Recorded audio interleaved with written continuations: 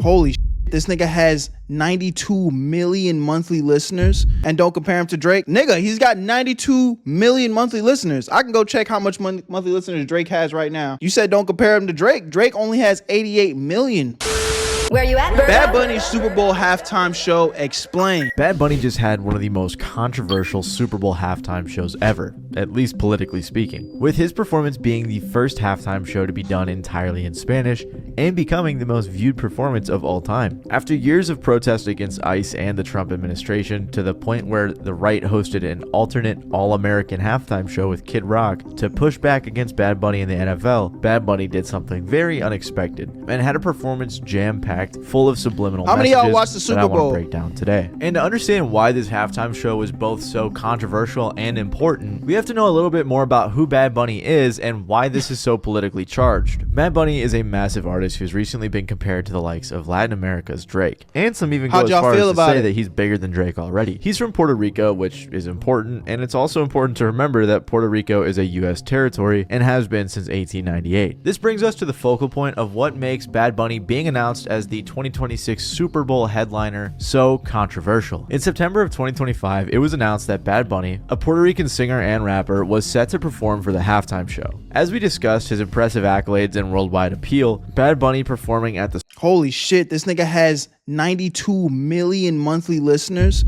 No, Bad Bunny deadass is like the Spanish Drake on some shit. And don't compare him to Drake. Nigga, he's got 92 million monthly listeners. I can go check how much monthly listeners Drake has right now. I'm not gonna lie, I don't know if Drake has that much. Like, Drake probably would have that much if he just dropped an album. Let's see. Drake's monthly, look at this, chat. You said don't compare him to Drake. Drake only has 88 million monthly listeners, which is still out of this world. But hold on, that nigga Bad Bunny, you gotta put some respect on his name. That he's a big artist. He's a big artist. The Super Bowl makes sense. Even despite not making music in English, I think it's still fair to say you can enjoy a song even if you don't understand it, like we've seen with Despacito or Gangnam Style being huge hits in the US. As part of the announcement, Bad Bunny said, "What I'm feeling goes beyond myself. It's for those who came before me and ran countless yards so I could come in and score a touchdown.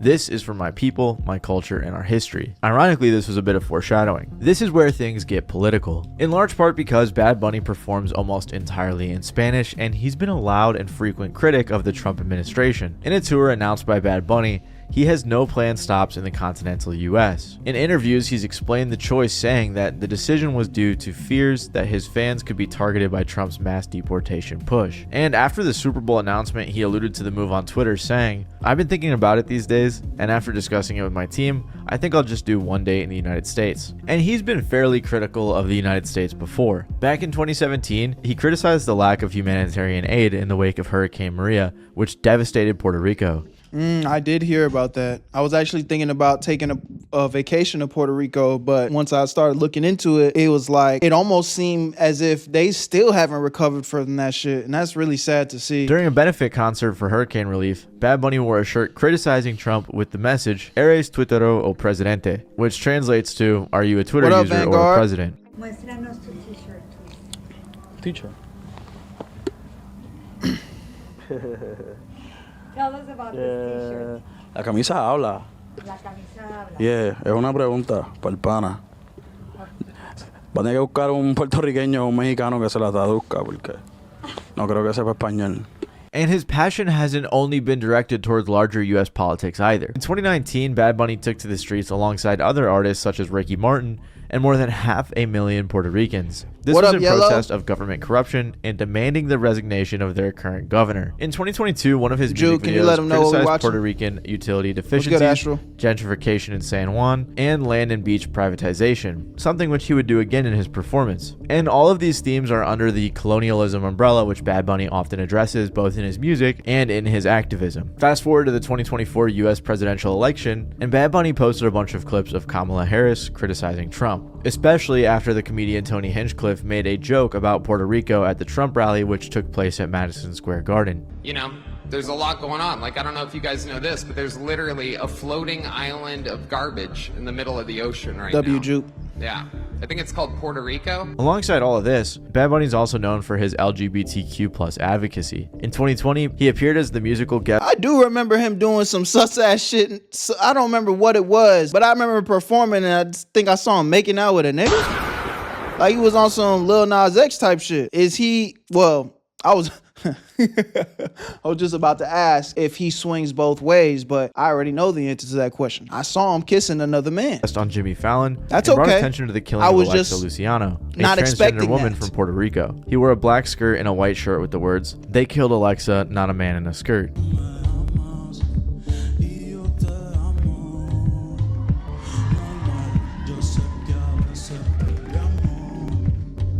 That same year, Bad Bunny kept up with his LGBTQ plus activism when he performed in drag for another music video. On top of these Remember your PR training? I'm locked in, twin. I didn't say nothing. kind of things, other public moments have pissed some people off as well.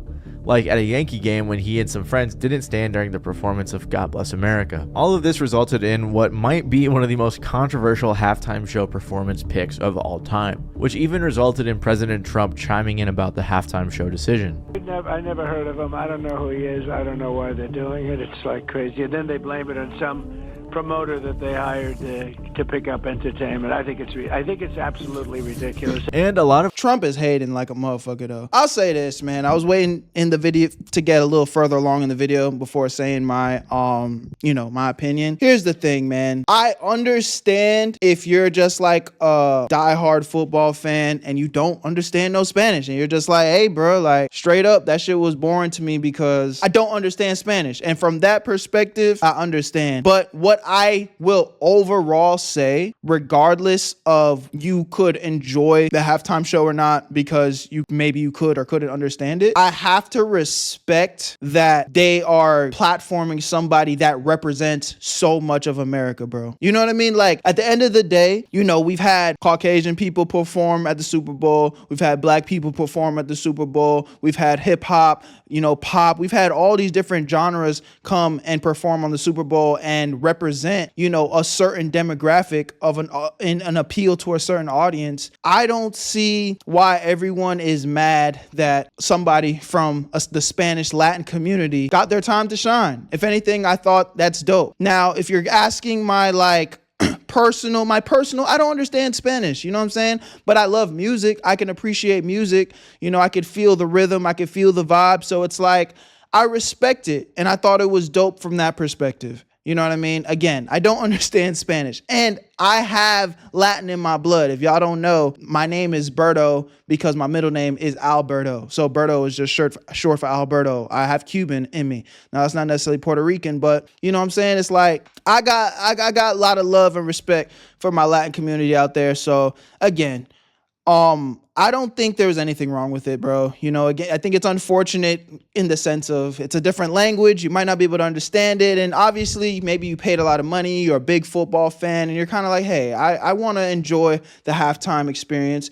And that language barrier does make a difference. I'll resonate with y'all there. But look at the bigger picture, man. This is a big opportunity for a Latin to come in and show, that he's representing for his people. Yo, real quick, before we get back into the video, I know you guys usually skip these type of ads, but give me 1 second. My guys over at Free Cash are sponsoring this video, and if you like money, I think you'd like to stick around. Free Cash is an application where you can earn free money just for playing games. It is 100% free to sign up using the QR code on the screen or the link in my description. Only thing that you're gonna need is an email or a password. And the games on this platform are actually fun, and all you have to do is complete basic missions and very simple tasks to reach the requirements to actually get paid. And as soon as you do that, they credit your account right away with real money that you can use in the real world. I'm talking about gift cards, PayPal, however you need to get your funds, they got it. And something that I've been seeing a little bit y'all talking about is like, oh, they're collecting my data. Listen, they only track your progress so they know when to pay you. And let me break down exactly why they're paying you free cash in the first place. The games that are on these platforms are trying to get exposure. So the games pay free cash to pay you guys to play the games. If you really think about it, it's just business. It's a win-win situation. situation. These games get more people onto their platform playing their games, and you get a little bit of extra chicken in your pockets. And I've had so many of you guys reach out to me already saying that you've made $5 to $10 just playing games that you would be playing for free anyway. And I know $5 to $10 isn't like life-changing money, but it's free money to play games on your phone. And the crazy part is, I've actually had people tell me that they've had crazy payouts like $500, one even $1,000. I'm not saying to quit your day job, but the fact that that's even possible, I mean, bro, it's free. So if you ask me, there's really nothing to lose, just everything to gain, honestly, if you like playing games on your free time. So click the link in my description or try the QR code on my screen to sign up for free,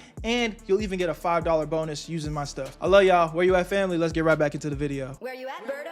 Other Republican politicians mirrored this ideal as well, claiming to not know who Bad Bunny was or saying that it was a bad decision. But one of the main topics is ICE, a United States government apparatus that Bad Bunny has been very critical of. The United States Immigration and Customs Enforcement, or ICE for short, is a federal law enforcement agency under the U.S. Department of Homeland Security. Its self-stated mission is to protect America through criminal investigations and enforcing immigration laws to preserve national security and public safety. But lately, a lot of I said I got Latin in my blood. I ain't say I'm Latin. During Obama's administration, ICE was prioritized to go after people charged with serious crimes, or at least they were supposed to. The narrative seemed to fully shift with the Trump administration, directing the agency to target anybody it believed had entered the United States illegally. With this came some more high-profile raids at places of employment, places of worship, and places of education, which caused major protest and even arrests of US citizens. And this was just during Trump's first term. Things have ramped up quite a bit since then, with ICE receiving record funding from the Big Beautiful Bill. Beginning in December 2025,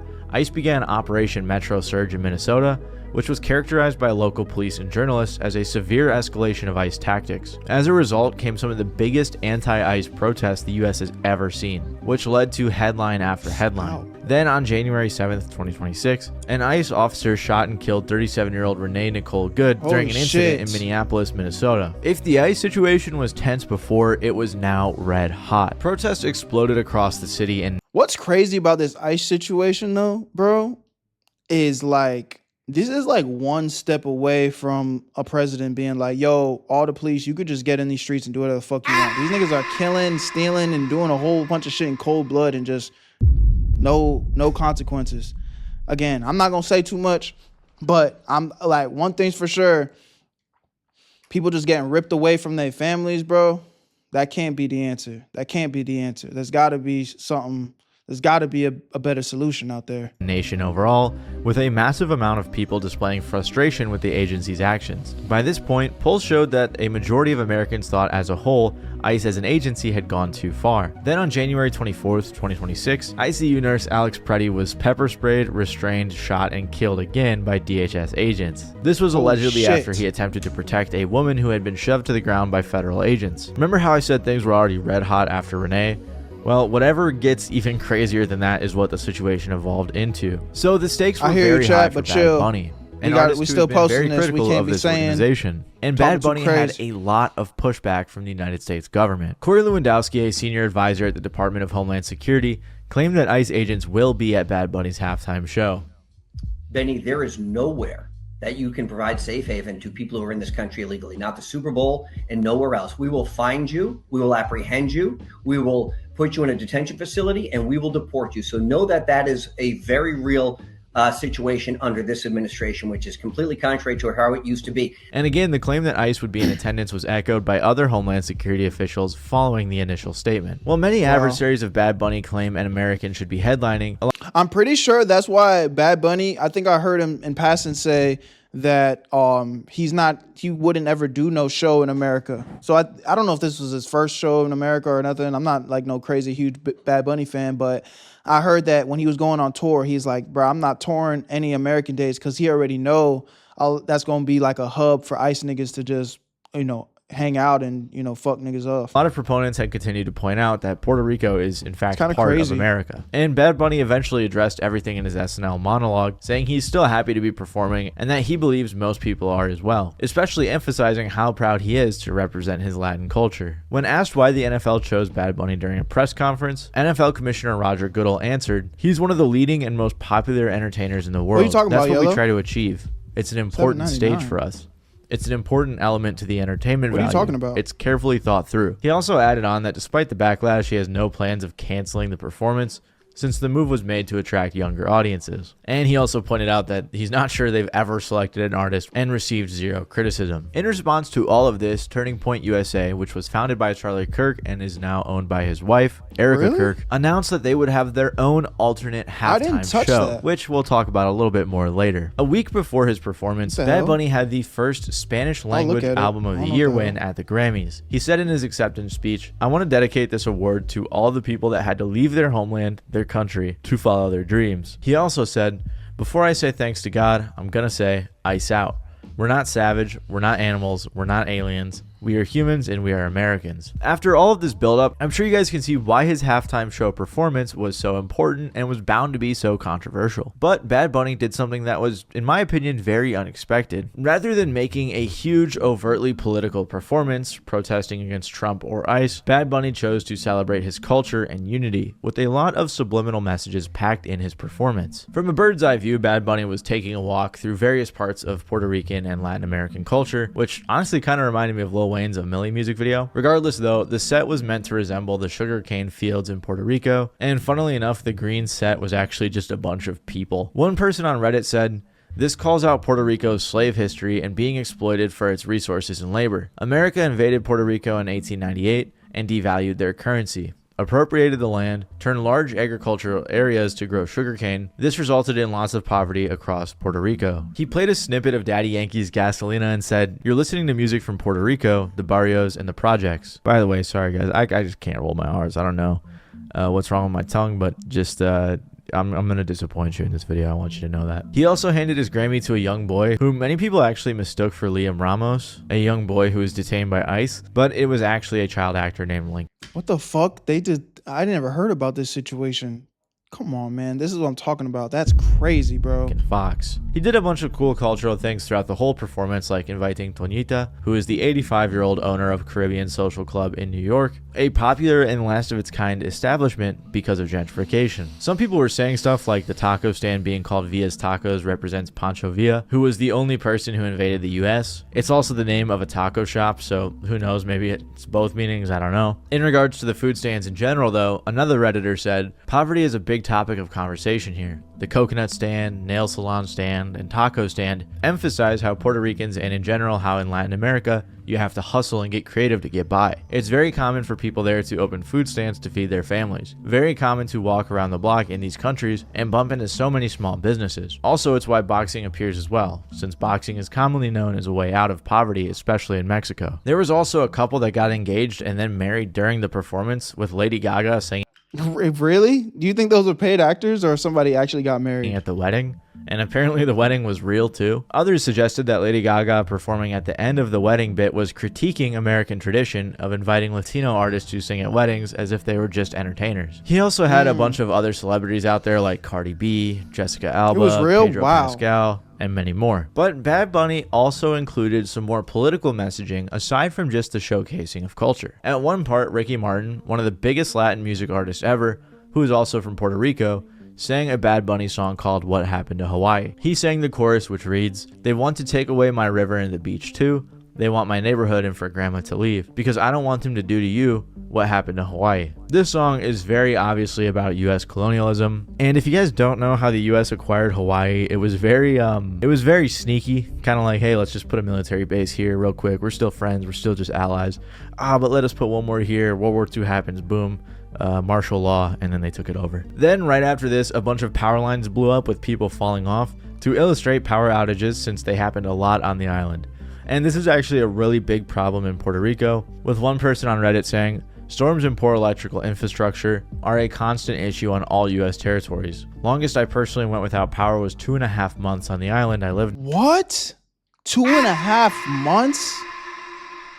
Nigga, I ain't gonna lie. It's up. It's up. If I can't have no power for 2.5 months, nigga, I'm tripping. At that point, I'm just gonna assume that we going into the apocalypse, nigga. We just gonna start acting like savages in this bitch. Done. Many blame the poor electric grids on the United States for not giving them enough money or resources or attention to help out. Following this, he comes out of the field with the Puerto Rican flag, but this flag had the light blue triangle, which is usually used to symbolize Puerto Rico's sovereignty and political independence, which contrasts with other versions of the flag that use darker shades of blue for the triangle, which is supposed to represent Puerto Rico's status as a US territory instead. This is kind of crazy, but the OG flag was actually banned for a decade in 1948, along with anything remotely related to Puerto Rican independence. So there's actually a lot of meaning behind this light blue flag. At the end of the performance, Bad Bunny spoke in English the only time in his performance, saying, "God bless America." Then he listed 20 nations within the Americas displaying their flags, including the US and Puerto Rico. He spiked a football that read "Together We Are America," with a message on the screen in the background that said, "The only thing more powerful than hate is love." I didn't mention every single thing he did, but I'm sure you guys get the gist of it. This performance was jam-packed with meaning, yet seemed to be done so in a way that wasn't expected, following all of the heat that he got from the ICE discourse, the US government, the people that were mad for him performing, Definitely a and W even message. the president himself. Yo, I saw what Donald Trump tweeted, and that was some hating ass shit. Like, damn, this nigga Trump is ruthless, bro. I'm not gonna lie, bro. Like, I'm not like this nigga. That was some hating ass shit he tweeted. I don't know if they're gonna pull it Speaking up. of which, Trump promptly responded to the performance saying, Look, "The Super Bowl halftime show this is crazy, Chad. Let's look at this, bro. is absolutely terrible, one of the worst ever. It makes no sense, is an affront to the greatness of America, and doesn't represent our standards of success, creativity, or excellence." But do you know who does represent all of these things? Is this gonna be a brand Kid deal? Rock. I'm kidding, but we'll get there. Trump continued saying, Oh, I don't know why I felt like a brand deal was coming, but okay, we locked in. "Nobody understands a word this guy is saying, and the dancing is disgusting, especially for young children that are watching Disgusting. throughout the USA and all over the world. This show is just a slap in the face to our country, which is setting new standards slap and in the records every face? single day." He yaps a little more and mentions the kickoff rule again, What's good, which Melty? is really funny. Regardless, while Bad Bunny was doing his performance, Turning Point USA had their alternate All-American halftime show, which I just have to mention real quick. It was headlined by Kid Rock alongside Brantley Gilbert, Lee Brice, and Gabby Barrett, who are all country artists. This event even had Defense Secretary Pete Hegseth and other US officials supporting it. And I think it's safe to say, politics aside, it was just pretty bad. I tuned in out of curiosity while this guy was performing, and it honestly felt like a parody. Be somebody, make a name for yourself. Life's hard to go through hell. There comes a time when you gotta slow down. That's What we the do hell? now. We cheated on the girl. Lay back, swivel like a George What Jones. the fuck is this? It instantly made me think of this Family Guy clip. Gone really wrong, like that Kid Rock concert. This nigga just did a country rap, and it was terrible. Oh my God! Help! He's having a heart attack! Is anyone here a doctor? No fucking way someone's a doctor here. Then people started pointing out that the audio was Bro, Family Guy's funny, bro. We low-key need to run a damn family comp on the channel, bro. out of sync on the stream, which led to theories that it wasn't even live, which has been further supported in the media. And then people also started theorizing that TPUSA botted the stream. Yo, is the chat frozen? I don't get it. Live chat. It's not loading it. Oh my gosh. My fish, drive my truck, drink my beer. Guys, What'd they say? Not wake up to all this Hello? stuff I don't wanna hear. Hello? Same kind of gun I hunt with. Just kill. Even Shit. fellow conservatives like Milo, however you say it, and Candace Owens were claiming that it was botted. And even if it wasn't botted, it was just pretty lame, trying to make people super mad over something that really isn't a big deal. I think someone performing in Spanish for the Super Bowl isn't serious at all. It's not a big deal, especially when you look at it under the context of the NFL trying to grow their audience and compete with people like FIFA. Rather than just maintaining their position as the top American sport, I think they're trying to go more global, which would in turn make sense why they have other artists performing in other languages or other artists that have fan base elsewhere in the world performing during the halftime show. I mean, you even ended up having Nick Fuentes saying, "There is just nothing inspiring or attractive about what the white right has to offer in its current form." Kid Rock again? Ugh. The California governor, Gavin Newsom, was tweeting out Craigslist job listings looking for actors allegedly for the Kid Rock concert, asking people to cheer and clap throughout the show. just as you would at a real concert. I have no clue if this is real, but if it was, it would be pretty funny. Regardless, Bad Bunny had a very controversial, impactful, and meaningful performance that a lot of people may have missed, but it will probably go down as one of the most heavily contested Super Bowl performances of all time. But there are others that have been very controversial as well, like last year's performance from Kendrick Lamar. Yeah, well, again, I gave y'all my thoughts, man, and I really don't have much else to say other than that, you know. Again, shout out to Bad Bunny. I think he got a great opportunity.